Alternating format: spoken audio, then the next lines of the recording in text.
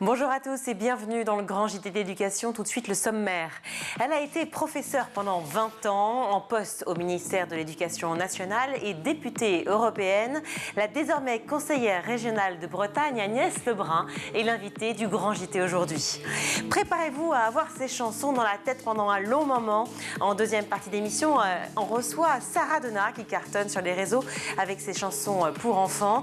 Enfin, ce sera l'heure de retrouver Malika Ménard dans Souvenir d'écolier. Et cette semaine, elle reçoit un chanteur, c'est Alban Bartoli qui a répondu à ces questions. Mais tout de suite, place à l'actualité en bref avec Quentin Gribel.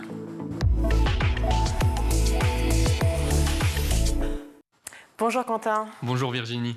On débute ce journal avec la mobilisation contre la réforme des retraites. Pour cette 8e journée de grève, des établissements scolaires ont été une nouvelle fois bloqués. Oui, un peu partout en France, des manifestations ont eu lieu devant les lycées et sur les campus universitaires. Près de 200 personnes à la mi-journée devant le lycée Montgrand à Marseille, par exemple. À Lille, c'est l'université Lille 2 qui a été bloquée, puis fermée administrativement. Les étudiants ont ensuite décidé d'aller aider les élèves d'un lycée voisin, lycée qui a également fini bloqué. Plusieurs établissements ont connu le même sort à Lyon, dont le lycée Charles Mérieux. Écoutez cet élève qui espère pouvoir contrer le gouvernement sur la réforme des retraites, mais pas seulement. On a voté qu'on était contre le SNU obligatoire, contre la loi LOPMI qui va être présentée l'année prochaine par le ministère de l'Intérieur. Et on a pas mal de militants parmi nous qui sont dans des associations et qui militent largement pour la cause environnementale. Pour rappel, la commission mixte paritaire a validé aujourd'hui le report de l'âge légal à 64 ans. Les débats devront, eux, s'achever au plus tard le dimanche 26 mars à minuit. Depuis 2 jours, les conseils départementaux de l'éducation nationale publient une nouvelle vague d'avis final sur les cartes scolaires. Oui, et le moins que l'on puisse dire, c'est que ces cartes font beaucoup réagir. Elles définissent en fait l'ouverture ou la fermeture des classes pour la rentrée prochaine. Dans les Deux-Sèvres, par exemple, 28 classes vont être fermées à cause de la baisse du nombre d'élèves. 9 vont être ouvertes. En Haute-Marne, c'est 15 classes qui fermeront leurs portes dès septembre, 6 dans la Creuse. Un vrai danger pour les élèves, selon les professeurs et les parents de la commune de Guéret dans la Creuse. Justement, ils étaient plus d'une cinquantaine devant l'inspection académique hier midi pour un pique-nique de la contestation. 2 directeurs d'école ont même été symboliquement ligotés et bâillonnés en signe d'impuissance. C'est l'un des angles morts de l'éducation nationale en France, le manque de mixité sociale dans les écoles. Alors pour tenter de contrer ce phénomène, le département de Seine-Saint-Denis a une proposition. Oui, le département le plus pauvre de France métropolitaine souhaite tout simplement fusionner son académie avec celle de Paris, l'un des territoires les plus riches du pays. Objectif, d'après nos confrères de France Info, mutualiser les moyens et lancer en Seine-Saint-Denis davantage de classes préparatoires et de sections internationales. En clair, réussir à conserver les élèves tout en attirant plus de professeurs, car aujourd'hui, il y a 4 fois plus d'enseignants agrégés dans un collège de la capitale que dans un autre de Seine-Saint-Denis. Pas sûr que cette fusion aboutisse cependant. Le ministère de l'Éducation nationale parle d'un processus administratif lourd et lent. On en saura peut-être plus d'ici la fin du mois avec le plan de mixité sociale que doit présenter Pape Ndiaye. Direction Nancy maintenant, au lycée Pierre de Coubertin, où une filière e-sport va ouvrir ses portes. Dès la rentrée prochaine, des élèves seront donc formés à la pratique de jeux vidéo en compétition. Oui, cela peut paraître surprenant, mais d'après une étude menée par l'établissement, l'e-sport regroupe pas moins d'une trentaine de métiers. Une niche vouée à grandir d'après le directeur de ce lycée professionnel. Il a d'ailleurs trouvé une comparaison pour expliquer le lancement de cette filière. C'était vendredi dans le journal de l'Est républicain. Il disait « Il y a une bonne quarantaine d'années de cela, lorsqu'on a lancé les cours d'informatique, on était dans le coin pionnier, mais on riait un peu de nous. Je crois qu'il va y avoir une révolution d'envergure avec l'e-sport. Et pour se former au mieux à cette révolution, le lycée va dédier une salle entière à l'e-sport avec pas moins de 15 ordinateurs ultra performants. Mais attention, pas question de simplement jouer aux jeux vidéo. Des cours d'anglais spécifiques seront dispensés, tout comme des leçons de gestion ou de management. Un projet dont le coût total atteint les 100 000 euros. On termine ce journal avec un appel à la contribution de dessin en faveur de l'égalité homme-femme. Oui, vous avez entre 13 et 26 ans, vous avez jusqu'au 25 novembre pour participer à la campagne de dessin de presse Cartooning for Women, dessiné pour les femmes en français. Objectif, laisser les jeunes s'exprimer sur l'égalité des sexes. Votre dessin peut donc évoquer les discriminations liées au genre, raconter une situation vécue ou proposer des solutions pour tendre vers cette égalité. Et pour cela, il vous suffit de poster vos chefs-d'œuvre sur vos réseaux sociaux personnels avec le hashtag Cartooning for Women et en identifiant Cartooning for Peace. L'association sélectionnera ensuite plusieurs dessins chaque mois. Vous savez donc ce qu'il vous reste à faire, à chacun vos crayons. Moi, personnellement, vu mes piètres talents, je vais éviter. Merci beaucoup, Quentin. Merci. La conseillère régionale de Bretagne, Agnès Lebrun, est l'invitée du Grand JT aujourd'hui. C'est tout de suite.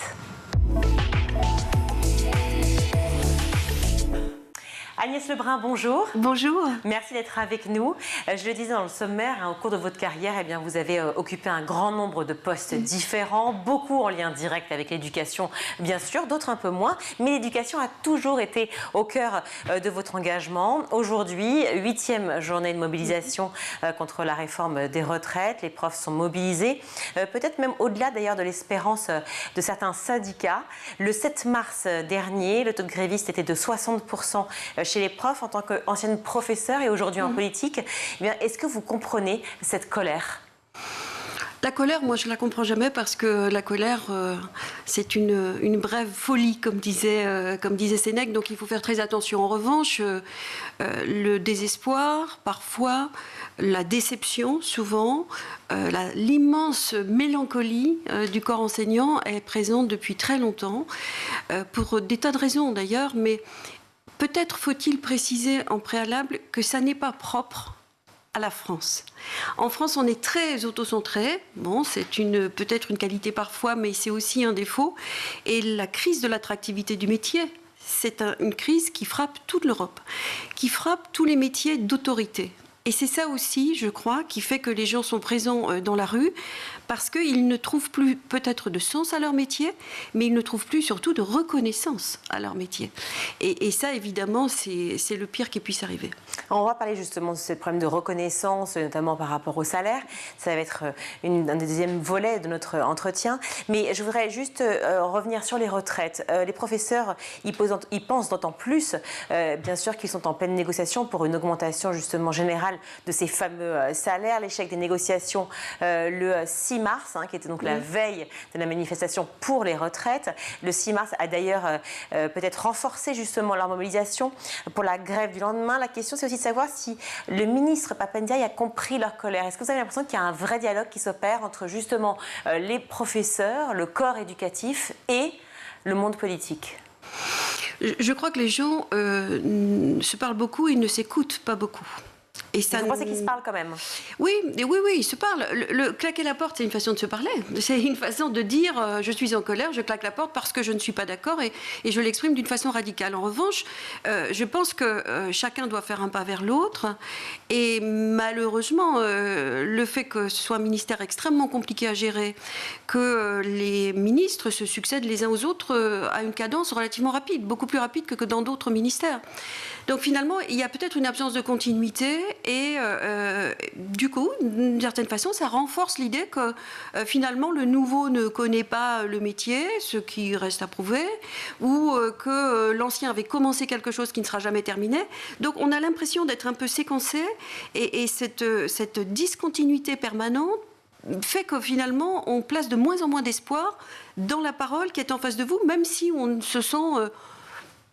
En tout cas, écoutez, je crois qu'il y a quand même du dialogue. Puisqu'il y a le constat justement de cette discontinuité dont vous parlez et qui n'est pas nouvelle, puisque les réformes se sont enchaînées pendant des années, voire peut-être 30 ans. Oui. Et malheureusement, on voit cette situation qui se dégrade de jour en jour et on arrive à cette situation qui est quand même dramatique pour l'école, en tout cas en France. Ce manque de dialogue et effectivement, ces réformes qui s'enchaînent, ces ministères, ces ministres qui donc prennent des places différentes, font que, on se sent perdu perdu. Est-ce que c'est peut-être pas là qu'il faut réussir justement à modifier les choses plutôt qu'à repenser systématiquement le dialogue autrement? Bien sûr. En tout cas, ce qui est sûr, c'est qu'il faut s'inscrire dans la continuité, il faut s'inscrire dans l'effort. Et l'effort, c'est pas forcément un sacrifice. L'effort, c'est l'effort de se dire, ça n'est pas moi qui ai, par exemple, initié cette réforme, mais je vais la continuer parce que c'est une question de bon sens, au sens strict, littéral du terme, mais aussi au sens figuré. Et je crois qu'en fait, ce qui manque le plus, peut-être, c'est une vision, c'est d'accepter, mais c'est pas seulement pour l'éducation, d'accepter que tout ne soit pas centralisé. C'est-à-dire qu'une vision décentralisée des choses, en dézoomant, en voyant que oui, il y a une égalité républicaine, c'est un chemin de crête, c'est très compliqué, mais il faut trouver un juste équilibre entre l'égalité républicaine et les spécificités territoriales, géographiques. C'est une difficulté que tout le monde identifie, mais que personne ne prend à bras-le-corps parce que ça donne l'impression que finalement, ce ministère comme un autre, mais se déposséderait de quelque chose. Je pense à l'évaluation par les pairs. Je pense à une priorité donnée, par exemple, aux primo-nommés dans des zones désertifiées. Je pense à des autonomies d'établissement. Peut-être aussi à une complémentarité mieux organisée et mieux pensée entre les collectivités qui sont quand même premiers financeurs après l'éducation nationale de l'éducation. Donc les maires, par exemple, pour parler du premier degré, mais les départements ou les régions, ne peuvent pas être juste ceux qui font des chèques. Il faut qu'ils soient associés d'une façon ou d'une autre, même si eux-mêmes refusent l'ingérence pédagogique. Néanmoins, il est nécessaire qu'on crée cet attelage, mais je dirais décentralisé, mais surtout déverticalisé. Et ça, c'est un travail de longue haleine.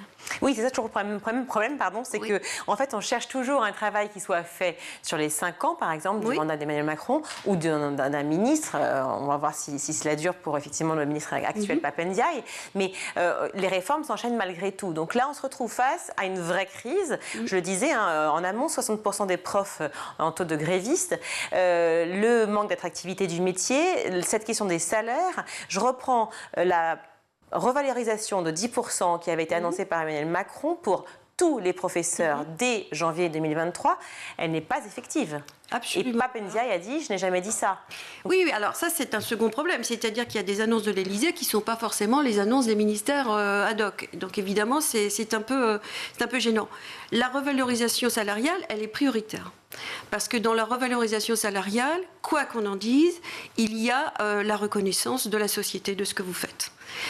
Si c'est comme ça, je ne dis pas que c'est bien ou que c'est pas bien, mais je dis juste que quand un professeur, et nombreux sont ceux qui l'ont entendu en classe, est renvoyé à son salaire faible pour justifier du fait qu'on ne lui obéit pas ou que finalement il ne vaut rien.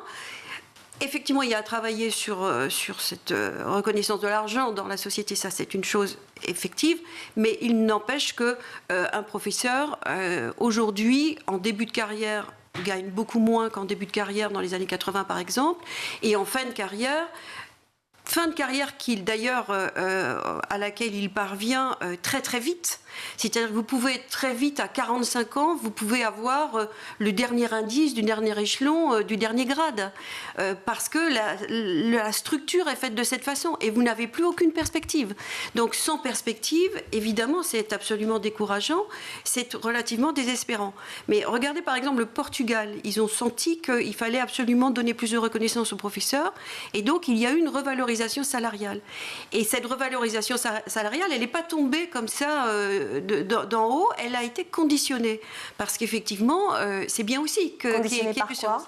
Conditionnée par le nombre d'évaluations par les pairs, PAIRS, des enseignants. C'est-à-dire que si vous allez au-devant, pour être clair, si vous allez au-devant de l'évaluation, eh bien vous augmentez vos chances d'être dans une évolution positive d'un point de vue salarial. Ça, c'est tout à fait intelligent. Parce qu'en France, par exemple, une inspection, puisque c'est le seul moyen d'évaluer un enseignant, une inspection, vous pouvez toujours la demander, elle aura lieu peut-être tous les 6 ans, tous les 7 ans.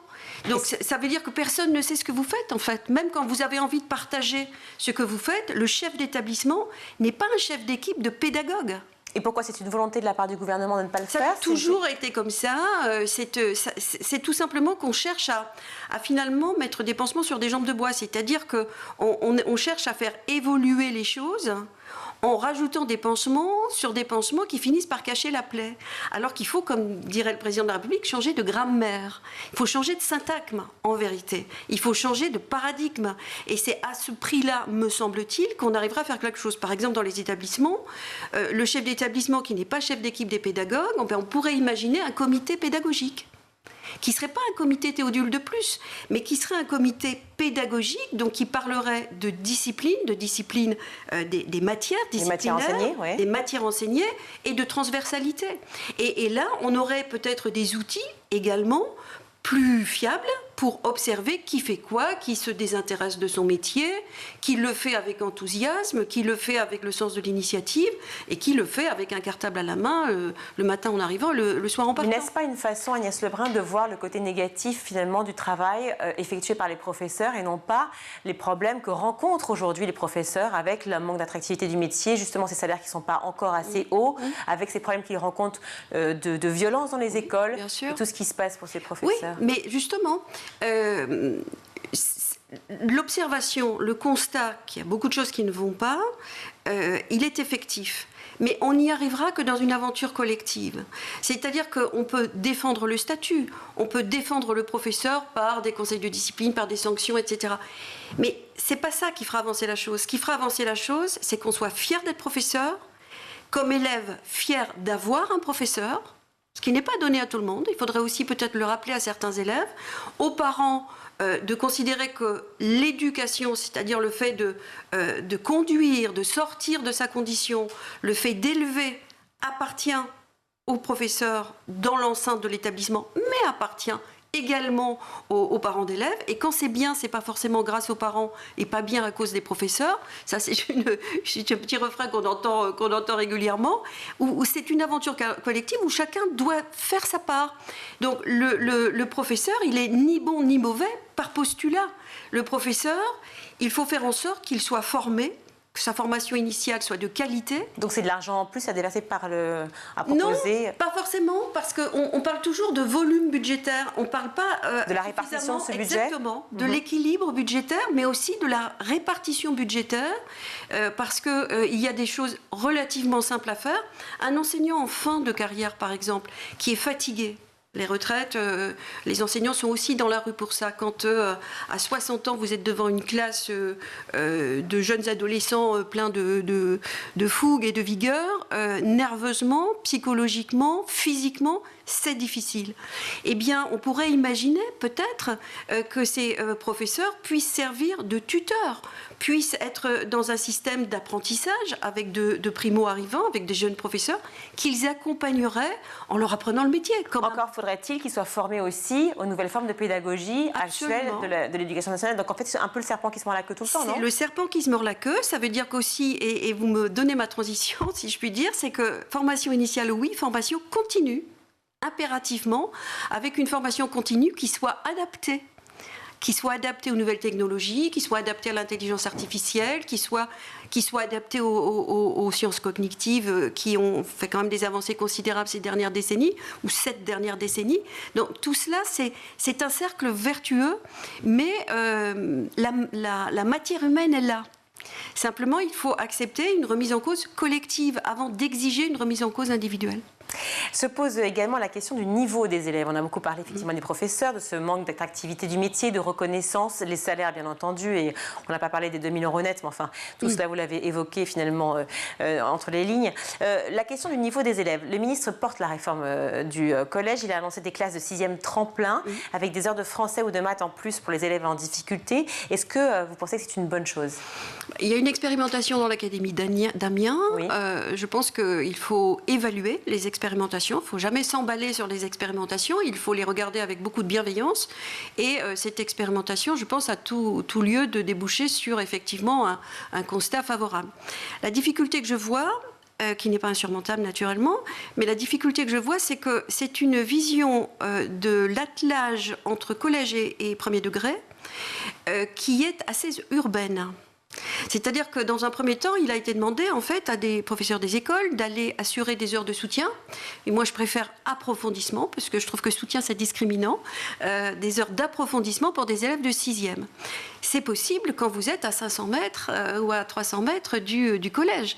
Si vous êtes en zone rurale avec un collège qui est à 15 ou à 20 ou à 25 km parfois, c'est extrêmement compliqué de pouvoir trouver un professeur des écoles, non pas qu'il ne veuille pas, mais une fois qu'il a terminé sa classe, qu'il prépare sa classe du lendemain, qu'il prenne sa voiture pour ensuite aller... Bon, voilà, il y a aussi les problèmes de transport scolaire, etc. Donc l'idée est bonne, peut-être qu'elle mérite d'être un peu encore, non pas reformatée, mais préparée. En revanche, l'approfondissement du français en particulier, moi je suis prof de lettres classiques, donc je dirais évidemment pas le contraire, mais vraiment, moi je n'ai jamais vu, même les tout petits élèves à qui on explique pourquoi les pansements s'appellent Urgo et le lait s'appelle Candia, détester le latin. Ça n'existe pas. C'est une manière d'enseigner. C'est une manière d'enseigner, et l'approfondissement du français, c'est la clé de la liberté. Le vocabulaire en particulier, le lexique, c'est la clé de la liberté. Est-ce que c'est vraiment au collège, pour revenir à l'idée de ce niveau des élèves et justement le 6e tremplin avec ces professeurs des écoles qui viennent faire cours donc, dans les collèges, est-ce que c'est au collège de prendre en charge les difficultés de ces élèves qu'ils ont rencontrés finalement pendant la primaire ?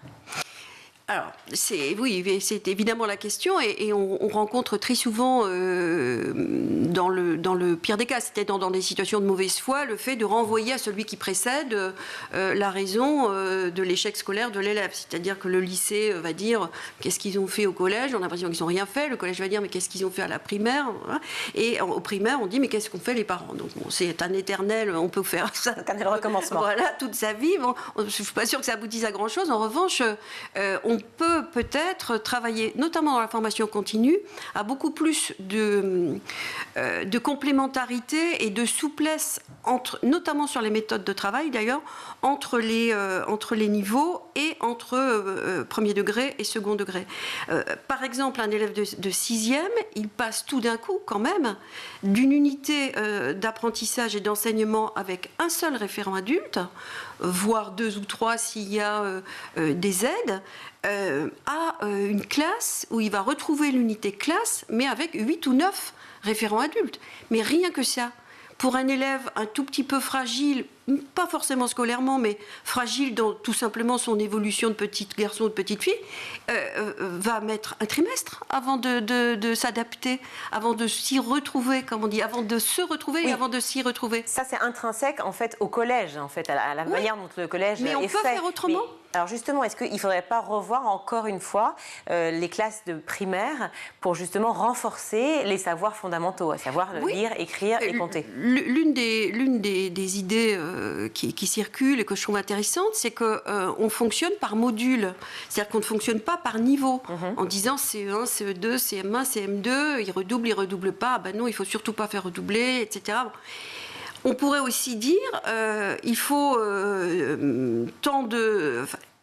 tant d'items, pardon pour le langage technique, mais il faut tant de vie, pour utiliser un terme de jeu vidéo, ou tant de points, ou tant d'unités de valeur, enfin on peut imaginer n'importe quoi, en français, en maths, en sciences, en arts, etc.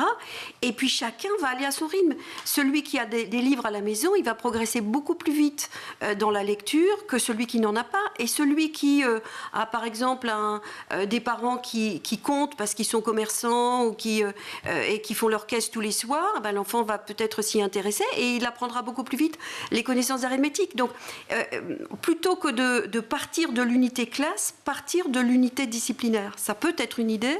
Elle circule cette idée. Je la trouve intéressante. On parlait à l'instant de ruralité, quand on voit beaucoup de classes qui sont en train de fermer, surtout dans les petites communes françaises. On parlait de la carte scolaire très exactement. Dans votre région, la Bretagne, malheureusement, il y a eu beaucoup de classes qui ont fermé. 49, il me semble, classes qui fermeront leurs portes à la rentrée 2023. Comment on justifie ça auprès des familles? Comment on leur explique cette situation et surtout quelles solutions trouver? Alors moi, je pense qu'il y a 2 réalités. La première, c'est qu'on perd 500 000 enfants dans la démographie française. Question de démographie. On perd 500 000 enfants sur un quinquennat. Et la deuxième réalité, c'est que les élèves ne sont pas des poireaux dans des cageots. Voilà, ça c'est sur ces deux réalités-là, il faut travailler. C'est-à-dire qu'il faut faire accepter l'idée qu'on ne peut pas faire comme si on avait toujours ces 500 000 enfants, et on ne peut pas faire comme si c'était juste une logique comptable qui pouvait rendre les choses réglées. Parce que ça ne règle rien. Moi, je pense qu'il faut là aussi renforcer le dialogue entre les autorités académiques et les collectivités, qui, contrairement à ce qu'on peut dire, mais tout est binaire et clivant sur la carte scolaire. On est pour, on est contre, voilà, il y a très peu de nuances. Or, plus qu'ailleurs encore, la nuance me semble vertueuse. Les collectivités ne sont pas tous agrippées à leur école comme...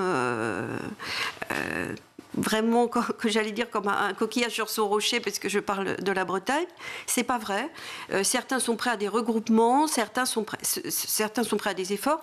Ce que les collectivités et les parents ne supportent pas, à juste titre, c'est l'imprévisibilité.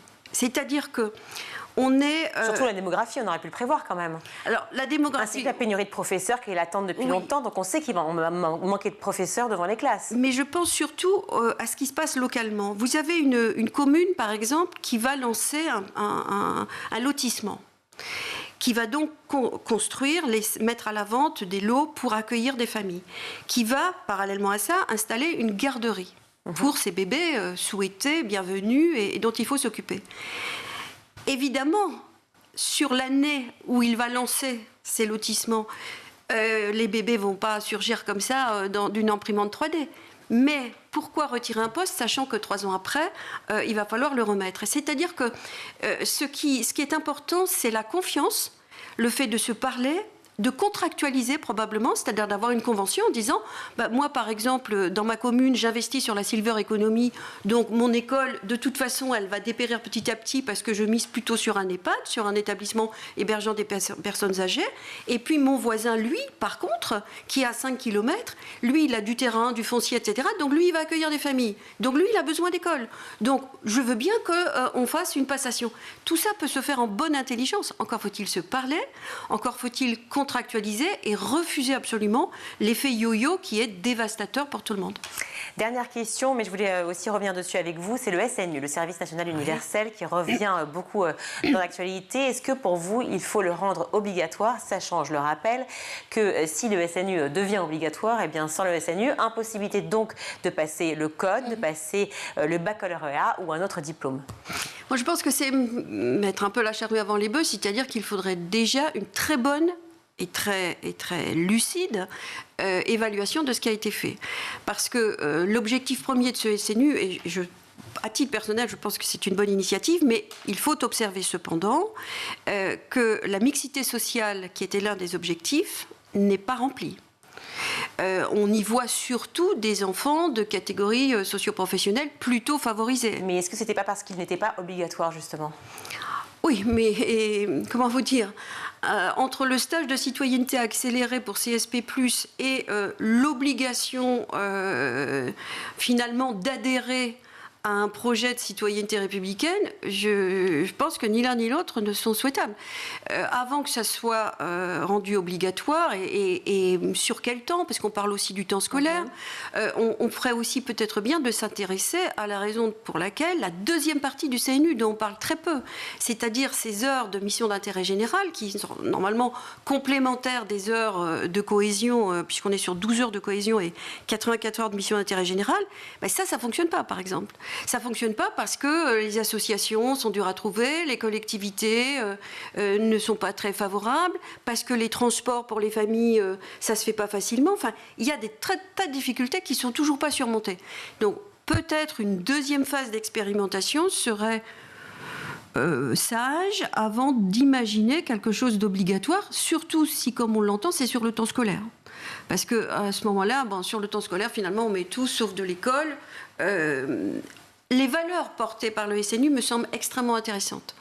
Extrêmement intéressantes. De citoyenneté, d'engagement, oui, d'engagement, de collectivité. Bien sûr, savoir vivre ensemble, savoir pourquoi on forme une communauté humaine, l'adhésion à des valeurs qu'il faut définir bien sûr de façon littéraire entre guillemets, mais qu'il faut vivre au quotidien aussi. Tout ça, c'est très bienvenu.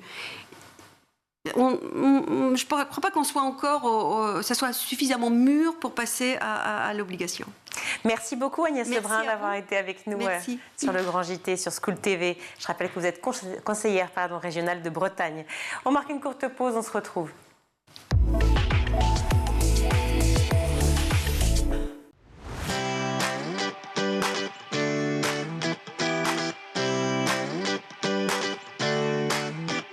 Chaque jour dans La Quotidienne, je reçois un invité pour parler d'éducation sans langue de bois. La Quotidienne, c'est l'émission qui partage avec vous des clés de compréhension et des pistes d'action. Tout cela avec une formidable équipe de chroniqueuses qui vous parlent nutrition, pédagogie, littérature jeunesse. L'école, c'est la vie et c'est aussi l'avenir de vos enfants. Initiative locale, orientation, école à l'étranger. Je vous donne rendez-vous tous les jours dans le MAG sur School TV pour aborder une thématique forte de l'éducation en plateau, des profs, des parents, des élèves et des élus. Vous avez la parole tous les jours dans le MAG sur School TV.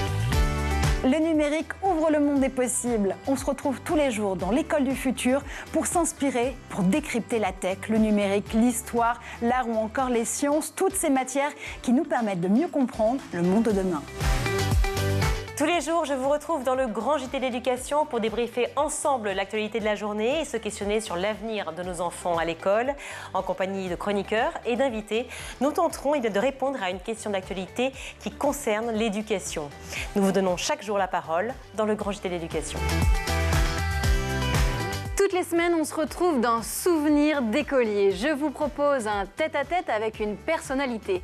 Elle viendra se confier sur son enfance, elle nous racontera des anecdotes de sa scolarité et puis elle nous livrera sa vision de l'école d'hier et d'aujourd'hui.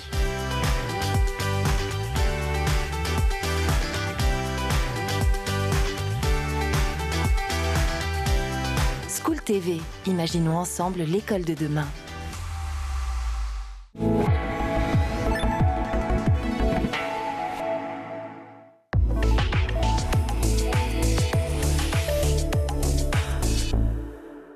De retour sur le Grand JT, je suis ravie d'accueillir Sarah Donat. Bonjour. Bonjour Virginie. Merci d'être avec nous. Vous êtes chanteuse, vous cartonnez sur les réseaux sociaux grâce aux chansons que vous créez spécialement pour les tout-petits. On va dire des chiffres, les chiffres sont assez édifiants. Mais pour ceux qui ne connaîtraient pas, les 1 ou 2 qui ne connaîtraient pas, Sarah Donat, c'est ça. Et 1, et 2, et 3, et 4, je veux que l'on m'épate. Et 5, et 6, et 7, et 8, que vous rangiez très vite. Et 9, et 10, et 11, et 12, il faut que tout le monde bouge. Vous avez enfin terminé, c'est l'heure du goûter. Vous avez enfin terminé, c'est l'heure du goûter. 17 millions de vues pour cette chanson, pour ce clip. C'était il y a 5 ans. Si on cumule toutes les vidéos, vous dépassez les 60 millions de vidéos. Bientôt, la population entière de la France. Comment vous expliquez un tel succès ? Je pense qu'il y avait un manque en fait, d'éducation par la musique. Et en fait, moi, quand j'ai commencé, c'était vraiment pour éduquer mes enfants. Quand je suis devenue maman, je cherchais des moyens d'éducation avec mon fils pour le motiver à ranger, se brosser les dents, etc. Et j'ai cherché, j'ai pas trouvé. Donc du coup, ça a super bien marché avec des petites chansons maison. Et je me suis dit, pourquoi pas essayer, puisque ça fonctionne très très bien, pourquoi pas essayer avec le plus grand nombre via les réseaux sociaux, parce qu'aujourd'hui, on a la chance d'avoir les réseaux pour mettre des vidéos. Et ça a tout de suite pris. Et au vu des retours des enfants et des parents, j'en déduis qu'il y avait vraiment un besoin d'éducation par la musique. Mais vous chantiez tout le temps à la maison déjà avec votre fils ? Alors moi, je chante depuis que je suis toute petite. J'adore chanter. J'avais jamais prévu d'en faire un métier. Mais avec mon fils, je chantais tout le temps. Mais je lui mettais beaucoup de Chantal Goya, beaucoup de Dorothée. Mais j'avais vraiment envie de le stimuler pour le rangement. J'avais envie vraiment que ce qui peut être une corvée devienne un plaisir, comme se brosser les dents, l'initiation à tout ça. Et par la musique, je voyais que ça passait très bien, qu'il était tout de suite très très réactif. Et donc, je me suis servie d'un réseau social Facebook à la base, parce que j'avais un groupe de mamans sur Facebook. C'est un groupe de parentalité où vraiment on se donne des conseils entre mamans. Et c'est là que j'ai mis ma première chanson, enfin sur YouTube, mais je l'ai partagée. Et le succès a été immédiat. Puis les vidéos ont été en recommandation YouTube. Et aujourd'hui, plus de 75 millions de vues. 75 millions, voilà, le chiffre est énorme. Je n'en reviens pas. Franchement, c'est extraordinaire. Alors, c'est vrai que ces chansons sont souvent sur le thème effectivement du quotidien, c'est-à-dire vous parlez du rangement, on connaissait toutes les chansons qui étaient plutôt sur la poésie, sur le rêve, sur aussi pourquoi pas l'endormissement, mais enfin c'était un peu plus poétique et là c'est vrai que c'est un côté très pratique, comme un lien finalement entre les parents et les enfants. Mais c'était une vraie volonté de ma part. D'abord, j'ai toujours rêvé d'être enseignante. Donc du coup je me suis dit c'est un bon moyen de rallier mes deux passions, c'est un peu l'éducation par la musique et autant que ça serve pour les parents. Alors ce n'est pas que ludo-éducatif, on parle aussi des vacances, du lien familial, il y a des chansons sur les papas-mamans, sur les papis-mamies, sur les valeurs de la vie, etc. Mais il y a toujours un message en tout cas à la fin des chansons et moi je trouve ça très intéressant, c'est pour ça que j'ai envie d'aller à fond sur ce créneau-là. Ah bah oui, puis en plus ça marche. Alors vous êtes venue avec votre tenue, Sarah Donna, c'est une tenue que tous les enfants connaissent. Comment vous définiriez votre personnage? Je dirais que pour les enfants, j'ai pas d'âge. Donc ils savent pas me donner d'âge, mais ce qu'ils savent, c'est qu'ils peuvent me parler. Voilà, quand ça va pas, sur les réseaux, je suis très très très présente, donc ils m'écrivent quand ils ont des conseils. Donc je dirais un peu comme une grande sœur. Et pareil avec les parents, ils m'écrivent beaucoup parce que c'est aussi beaucoup via les parents qu'on communique pour envoyer des petites vidéos aux enfants. Et aussi, je ressens ce besoin de parler pour les parents, de me dire est-ce qu'on pourrait aborder peut-être tel ou tel thème qui me pose problème à la maison. Donc un peu comme une grande sœur, je dirais. Mais vous vous sentez maman toute puissante, en tout cas en surpuissance, parce que vous avez réussi donc à élever vos enfants, à en faire des petits garçons qui rangent tout comme il faut, qui sont... Alors loin de là. Non, loin de là. En fait, ce qu'il faut savoir, c'est que j'ai perdu ma mère à l'âge de 9 ans et on était 4 enfants, dont un bébé qui venait de naître. Et j'ai un peu éduqué mon frère comme j'ai pu. Voilà. Donc j'ai grandi avec beaucoup de lacunes forcément et j'avais qu'une envie en devenant maman, c'était de mieux faire ou vraiment de me renseigner. En tout cas à l'époque il n'y avait pas internet et puis j'avais 9 ans donc voilà. Et du coup je voulais vraiment me renseigner au mieux pour mes enfants. Voilà pourquoi aussi j'ai créé ce groupe Facebook pour un échange, parce que j'ai fait quand même une dépression postpartum assez importante. Je ne savais pas, je ne comprenais pas, tout était différent. Et du coup, je suis loin d'être parfaite, mais j'essaye d'aider les autres avec des petits conseils et de faire au mieux. Mais on n'est jamais parfait et mes enfants, voilà. Cordonnier le plus mal chaussé, ils aiment mes chansons, mais après quand il faut ranger avec, c'est autre chose. Ah c'est ça, donc ils ne rangent pas tout finalement, non? Ma fille est très très fan. Donc j'ai de la chance, elle a 4 ans, donc elle est dans son âge un peu princesse, poupée, etc. Donc elle adore. Mon fils a 7 ans, il est un peu moins réceptif, il aime bien les chansons, mais voilà, quoi. Je ne vais pas le motiver avec ça. J'ai dans les mains le nouvel album, Les Arcs-en-Ciel, voilà, ici, que l'on peut retrouver. Fini le gaspillage, j'ai cru que je n'aimais pas l'école, les arcs-en-ciel, les capitales, mon papy, ma mamie dont vous parliez, les animaux, je boude, les jalousies. Alors, il y a aussi toutes ces effectivement, perceptions, ces émotions dont vous parlez et qui sont très utiles pour les papas-mamans qui sont un peu perdus et qui ont besoin aussi de décryptage. C'est difficile de parler à ses enfants de manière directe. Ah, mais c'est très important. Alors d'abord, dans le premier album, on a abordé tout ce qui est le quotidien. Donc, c'est-à-dire une journée complète, depuis se réveiller le matin jusqu'à aller dormir, en passant par attacher sa ceinture, la politesse, etc. Donc, on a vraiment abordé tous ces sujets-là. J'avais envie, dans ce deuxième album, de plus aborder des choses comme les jalousies, je boude, les émotions, parce que c'est vraiment très important. J'ai eu pas plus tard qu'il y a une semaine une maman qui m'a écrit pour me dire que son fils avait fait une très grosse crise, elle appelle ça une décharge émotionnelle, dans un supermarché, et qu'il était incontrôlable et qu'elle l'a pris sur ses genoux devant tout le monde, elle l'a assis et elle lui a mis mon clip. Et que ça lui a instantanément calmé la crise. Et du coup, elle m'a envoyé un message tout de suite pour me dire « Mais en fait, vous vous rendez pas compte de l'impact de vos chansons dans nos vies. » Et moi, pour moi, c'est la plus belle des récompenses. C'est vraiment, j'attends ça dans ces chansons. Oui, parce que c'est vrai que c'est pas ce que préfèrent a priori les enfants, ranger leur chambre, se brosser les dents, mettre la ceinture, être poli. Bon, on n'attend pas ça d'un personnage qui nous fait rêver, on a plutôt envie de rire avec elle, de faire des bêtises. Et donc là, en fait, vous arrivez effectivement à rendre toutes ces petites, je me permets le mot corvée, tellement sympathiques, drôles et en fait, on apporte un peu une touche de joie dans ces moments-là. Quand on admire un artiste, moi je sais que les enfants qui me suivent, ils adorent voir ma robe, ma coiffure, les petites filles, je veux ton rouge à lèvres, etc. Quand on va leur apporter ce qu'ils aiment dans un moment un peu pénible, comme se brosser les dents, ça change la donne. Quand tout le monde se met à chanter devant le miroir et à agiter la brosse à dents ou à bouder, tu commences à faire une crise, tu boudes et on démarre sur une chanson, en fait on voit la vie autrement et avec la musique, tout passe. Donc ça devient des corvées, mais plus cool. Du coup, je pense que c'est ça qui plaît. Alors, vous avez également créé un spectacle que vous allez jouer en juin, non, c'est en mai, au Maroc. Est-ce qu'on l'écoute déjà en France? Vous l'avez déjà joué en France? Alors, j'ai joué depuis le mois d'octobre jusqu'au mois de février, tous les dimanches. Ça a été un succès, j'ai beaucoup de chance. On a fait vraiment des dates complètes tous les dimanches. D'ailleurs, je vais rejouer en juin parce que la demande est assez importante. Mais là, je pars au Maroc parce que je suis beaucoup suivie, en fait. On s'est rendu compte via YouTube que beaucoup de vues étaient du Maroc. Bon, il y a d'autres pays, mais du coup, on a eu une opportunité au Maroc. Donc, on part à Marrakech et Casablanca en mai. Et on ira à la rentrée faire les grandes villes de France parce qu'aussi, je sais qu'il y a beaucoup de gens qui attendent le spectacle, donc c'est prévu. Qu'est-ce que vous disent les enfants qui vous voient? Le spectacle en question s'appelle Le Voyage en chantant, hein, avec le jeu de mots, en chantant pour enchanter. Et qu'est-ce que vous disent les enfants qui vous voient à la sortie de scène? Ils ont passé un bon moment, mais en fait, c'est toute la famille qui a passé un bon moment parce que les parents connaissent les chansons autant que les enfants. Donc en fait, pendant le spectacle, tous les enfants ont le droit de se lever, tout le monde a le droit de faire les chorégraphies. D'ailleurs, j'insiste pour qu'ils se lèvent et qu'on fasse les chorégraphies ensemble, vu qu'ils reconnaissent tous les gestes qu'ils retrouvent dans les clips. On chante ensemble, il y a des enfants qui montent sur scène. Donc ils ont passé un bon moment, hors du temps, comme ils disent. Et ça leur a fait plaisir de me voir en vrai, parce qu'en fait, pour eux, j'existe pas vraiment en vrai. Ils me voient beaucoup à la télé, donc ils se disent « mais c'est vrai, on va vraiment la voir ». Donc du coup, voilà, ils sont surpris. Une petite fée qui existe. Alors ce livre ici est sorti, Les vacances de Sarah Donna et Kabuki. Qu'est-ce qu'on y retrouve? Vos chansons, les textes. Oui. Voilà, on a les lyrics juste ici, mais aussi des histoires. En fait, il y a 7 histoires dans ce livre, et chaque histoire, en fait, raconte l'histoire de la chanson. Par exemple, toute l'histoire se déroule en vacances chez mes grands-parents, et à la fin de chaque histoire, si on a parlé du gaspillage dans l'histoire, on a la chanson du gaspillage. Si on a parlé du papier et du mamie, on a la chanson de papier et mamie. Donc c'est vraiment pour lire et écouter à la suite. Très très belle, en tout cas, illustration.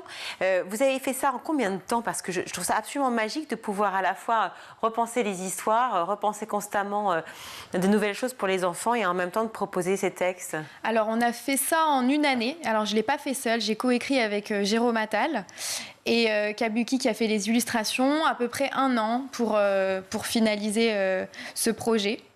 Mais c'était, en fait, ça... Je voulais absolument faire un livre de mes chansons parce qu'on me demande toujours si mes chansons sont des histoires vraies. Parce qu'en général, je raconte des choses. Par exemple, dans la chanson de Ranger la chambre, je raconte que quand j'étais petite, on mettait tout sous le lit quand on nous demandait de ranger. Et puis, on arrivait, on disait « c'est bon, vous avez tout rangé? Ah oui, c'est nickel ». Et on se rendait compte que c'était sous le lit, donc on se faisait gronder. Et après, on avait le droit à un bon goûter si on rangeait. Donc, c'était une vraie histoire. Donc, j'avais envie de raconter aux enfants les histoires de mes chansons. Donc, les idées sont venues très, très vite.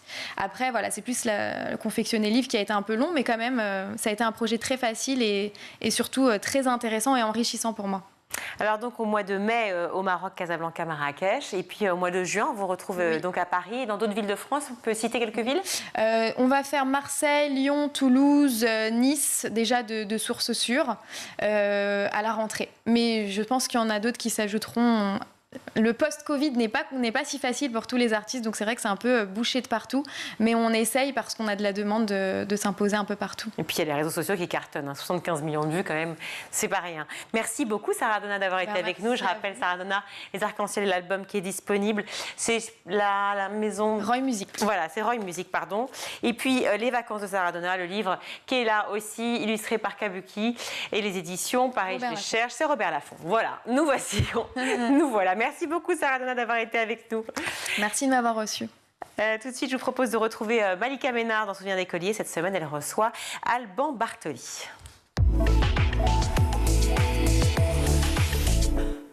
T'es chanteur, mais est-ce que plus jeune, il y a un autre métier que tu aurais rêvé de faire? Oui, j'aurais adoré être avocat.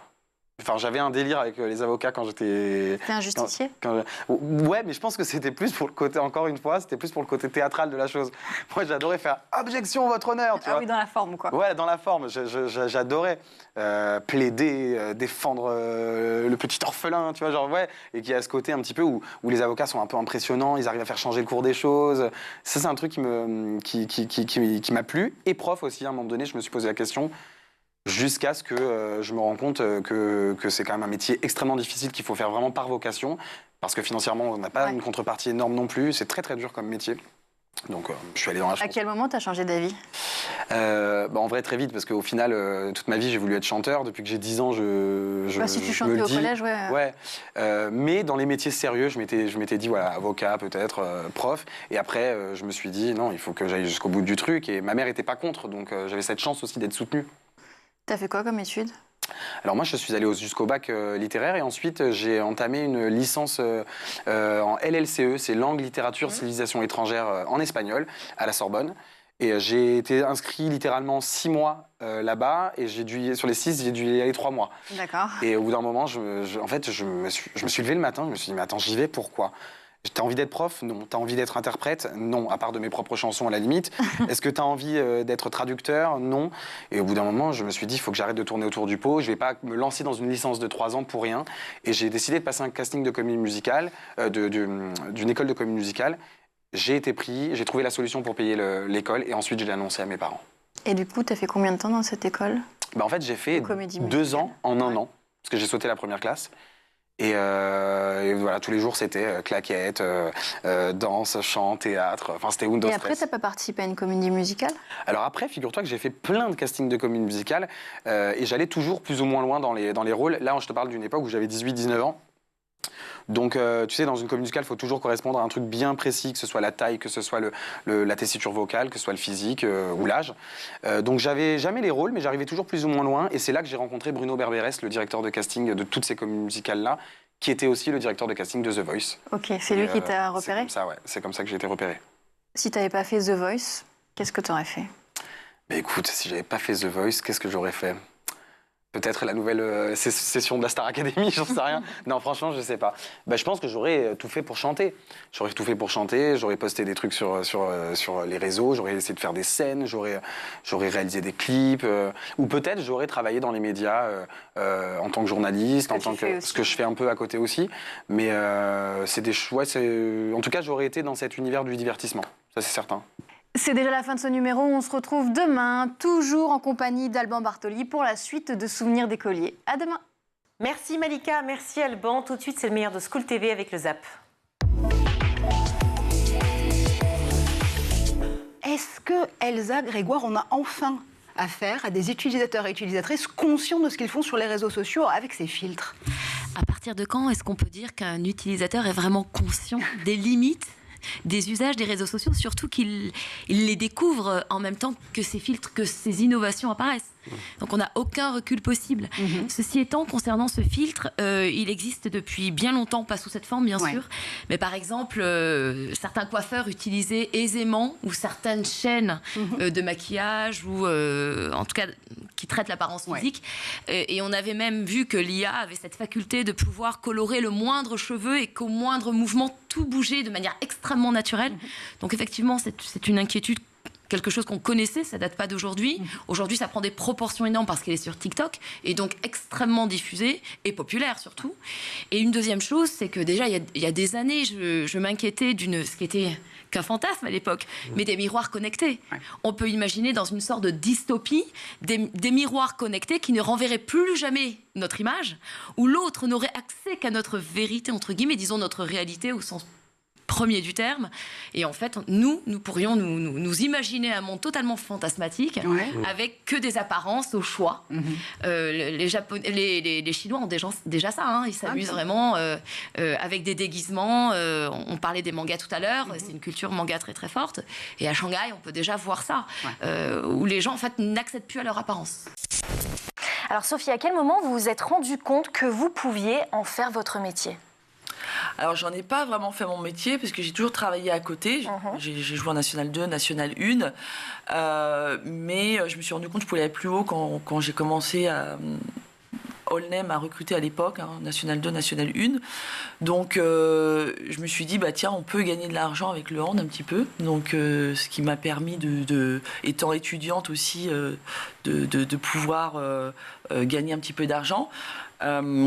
Mais c'est quand même dur de concilier les études, le handball, et puis ce qu'on veut faire à côté en tant que jeune femme. Donc, il y a des sacrifices aussi à faire. On s'entraîne. Lesquels ? On sort moins. Ouais. On étudie entre minuit et 4 heures du matin parce qu'il faut aller aux entraînements 4 fois par semaine. Il y a les matchs le week-end, donc vous vous déplacez sur une bonne partie de la France. Quand on est dans le train ou dans le car, on dit on va travailler, mais bon, c'est pas forcément facile. Et donc, on est tout en décalé et on peut pas, la veille de match, sortir jusqu'à pas d'heure. Donc voilà, il y a quand même des sacrifices où c'est soit la compétition et avoir une hygiène de vie. Voilà, moi j'ai une hygiène de vie importante pour pouvoir perdurer que de sortir tous les soirs. C'est indispensable l'hygiène de vie en étant sportif de haut niveau. Voilà, c'est indispensable. Ayant vécu quand même avec Patrice Annonay, donc qui jouait au PSG, on s'est mutuellement aidé sur ça. C'est que lui aussi a eu une très bonne hygiène de vie pour perdurer jusqu'à au-delà de 40 ans. Mais c'est très important. On le voit que si on dort pas assez, si on mange pas équilibré, il faut faire attention à son poids pour sentir bien, etc. C'est quand même important. L'hygiène de vie est un facteur de plus de 50% dans la réussite, la réussite sportive. Vous pensez à l'âge des lecteurs quand vous écrivez? Oui, bien sûr. Alors, qu'est-ce que ça change? En fait, en littérature jeunesse, c'est très particulier parce qu'il y a des collections avec ce qu'on appelle des tranches d'âge. C'est ça. Voilà. Donc, en fonction de la tranche d'âge, on a une écriture qui varie. On dit toujours que c'est la littérature jeunesse. Souvent, mon éditeur adulte me dit que c'est un peu de la sous-littérature.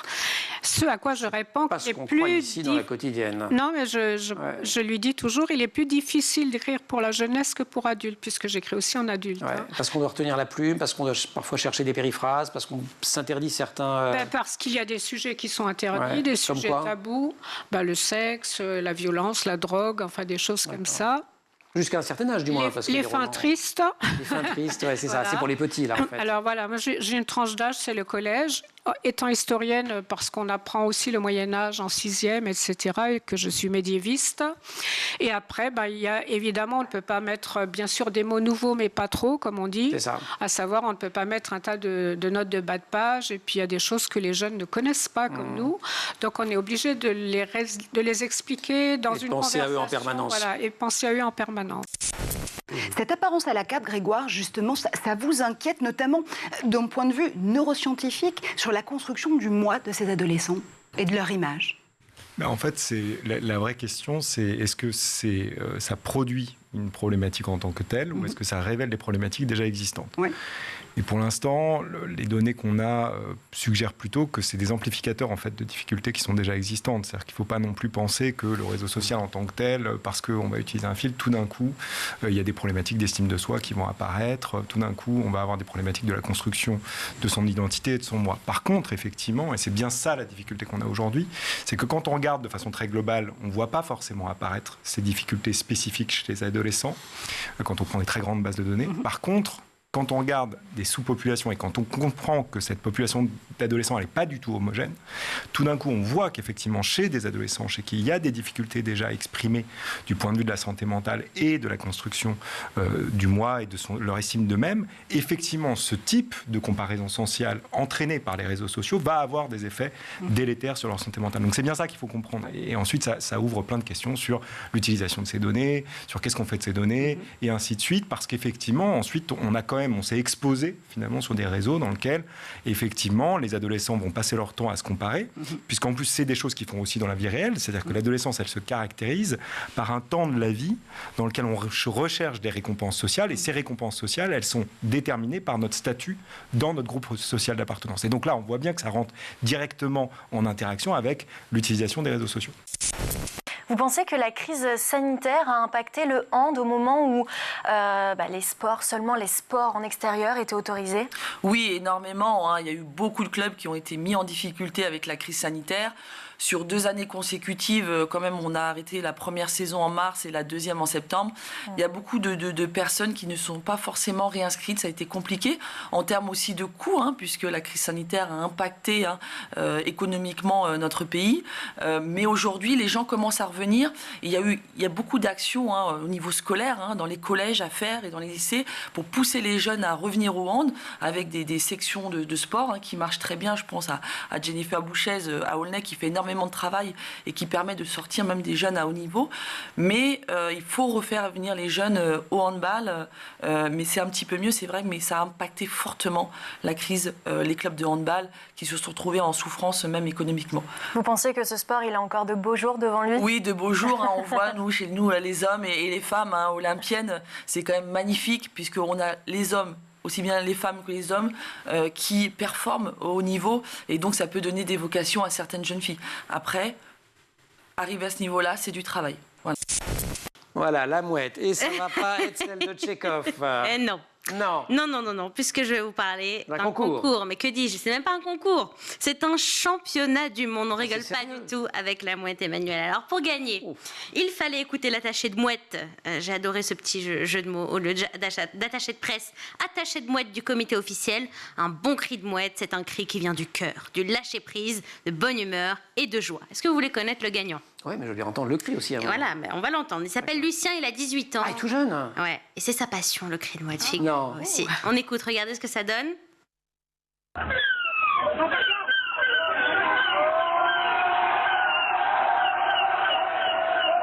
C'est un beau cri de mouette. C'est un être humain qui fait ça. Et Lucien, si vous croyez que Lucien est le seul... J'ai rigolé, Lucien, mais pardon, parce que remarquable. Remarquable. Et si vous croyez que Lucien est le seul, mais pas du tout, détrompez-vous, ils étaient 17 000 candidats cette année et seuls 15 ont pu participer à la finale. Votre candidature, elle n'a pas été retenue, Emmanuel. Non, je me demande pourquoi. Et Lucien, vous voulez pas? Comment il s'y est mis? Mais il s'y est mis un jour, voilà. Il a découvert ça il y a 1 an. J'ai sorti ma tête d'une voiture et j'ai fait le cri de la mouette. Depuis, c'était le paradis. Bah, la prochaine fois que je monte dans une voiture, je sors la tête, je vous tiens au courant. Mais non, mais justement, si. Bon, vous voulez pas? C'est votre gage pour votre anniversaire parce que vous n'êtes pas au courant, mais on est le 15 mars, c'est l'anniversaire d'Emmanuel. Et si vous croyez qu'on avait oublié, pas du tout. Et d'ailleurs... Allez, de mars. Non, j'avais le choix entre me faire assassiner ou devoir faire le cri de la mouette. Joyeux anniversaire. Mais merci beaucoup. Oh là là là là là là là là. Oh, mais vous êtes trop gentil. 1 an en plus. Joyeux anniversaire, Emmanuel. Joyeux anniversaire. Moi-même. Joyeux anniversaire, Emmanuel. Au nom de toute l'équipe de La Quotidienne et de School TV, de Marine Plantec, qui m'a aidé bien sûr à préparer cette petite récré, on vous souhaite le meilleur, on vous adore, vous êtes le meilleur. Ah, mais joyeux vous êtes anniversaire. Adorable. C'est un travail d'équipe. Si c'est bien, ce n'est que parce que vous êtes le meilleur. Il y a plein d'animaux. Oui. Mais oui. Mais c'est génial. Faites un vœu et soufflez. Non, c'est Marine. C'est vrai? Bah oui. Elle me connaît super bien. Ça va faire plaisir à tout le monde. Je fais un vœu. Allez, je le dis pas pour qu'il se réalise, mais ça a à voir avec la longévité de cette émission. Voilà, c'est la fin de ce grand JT. Merci à vous tous de nous avoir suivis. SchoolTV.com pour voir toutes les émissions et Canal 247 sur les Freebox. Aujourd'hui, à la réalisation, c'est Romain Luc. Le son, c'est Alexis Oustabassidis. Le maquillage, Tae Sayad. Et à la rédaction, Emma Guessel et Agathe Delannoy. Très belle soirée à tous. Ciao.